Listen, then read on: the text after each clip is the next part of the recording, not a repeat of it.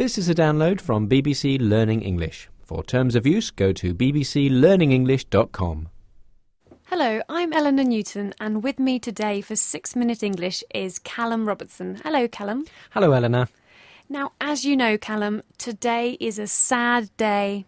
It's my last day here at BBC Learning English. I'm leaving to go travelling and to experience living in other countries. So today, in keeping with the theme, we'll have a look at some vocabulary associated with this topic.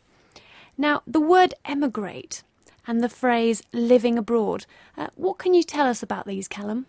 Well, they're very similar. They're connected. The verb to emigrate first, that means to move to another country and to make that country your home. Now, that is kind of a permanent position, but some people just like to live abroad. Maybe they keep their house or their flat in this country and they go travelling, so to emigrate and to live abroad. I've done a bit of research into the statistics of people who do emigrate from the UK. Now, the latest figures available are for the year July 2005 to July 2006. So, in this year, how many people emigrated from the UK? Callum, do you think you can answer this question? Well, I'll give it a go. What are my choices? OK, so A, 385,000, B, 485,000, or C, 580,000? I have to say that any answer I give is only going to be a guess. So I'm going to guess at 485,000. Well, I'll tell you the answer at the end of the programme. Now, the Learning English department is a very interesting place to work, and this is because many of the people here have spent years living abroad, mainly teaching English. Now, Callum, you're one of them. Can you tell us where you've lived? Yes. Well, apart from Britain, I've lived in Japan and I've also lived in Denmark. OK, well now I'm going to play a short clip from a programme called Woman's Hour. And it's of a lady called Michelle who emigrated to Australia from the UK.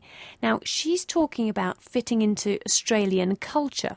She uses the words Britpack and the expression like-minded people. Now, Callum, can you explain what they mean? Well, Britpack, it's not a real word. You won't find it in the dictionary, but in this context, Britpack is a pack or a group of Brits, British people. And like-minded people is an expression for people who share the same interests as you. Maybe they have the same culture, they come from the same background. Britpack and like-minded people. Now listen out for those words as we listen to Michelle. To fit into Australian culture is actually quite difficult, but you very quickly find people similar to yourself. So I immediately found that we sort of met up with this kind of Britpack abroad, and we were friends with lots of British people. So you sort of link up with these like-minded people. bbclearningenglish.com. So Callum, what advice, if any, would you have for people thinking about moving abroad? I think research very, very carefully. It is very difficult to live in another country.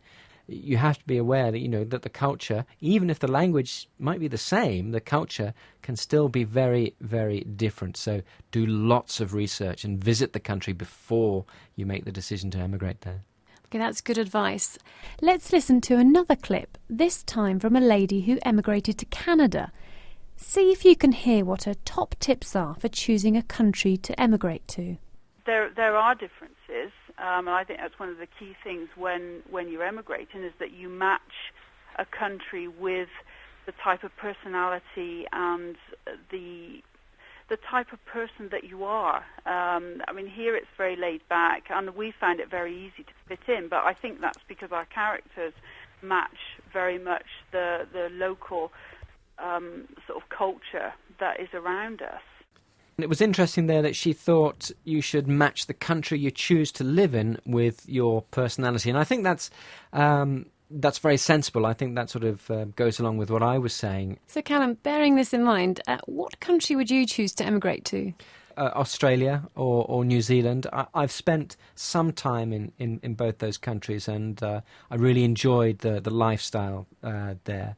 And how about you? You're off travelling around many countries. Do you plan to emigrate one day to one of those, perhaps?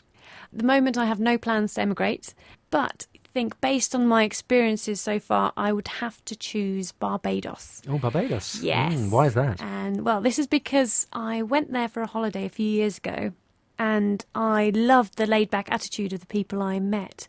Now, as you know, I'm always running late. And what I loved about Barbados was that when I arrived, somebody said to me, "Put that watch away and relax. You're on Barbados time now."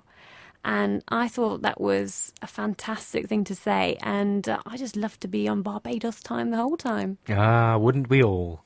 Well, speaking of time, that's just about all we've got. But before we go, let's go back to our question. Between the year July 2005 to July 2006, how many people emigrated from the UK? The correct answer was 385,000 people. 385,000. It's still a lot of people. It is still a lot of people. So that's all from this edition of 6 Minute English. Goodbye. Goodbye, Eleanor, and have a safe trip. We're going to miss you.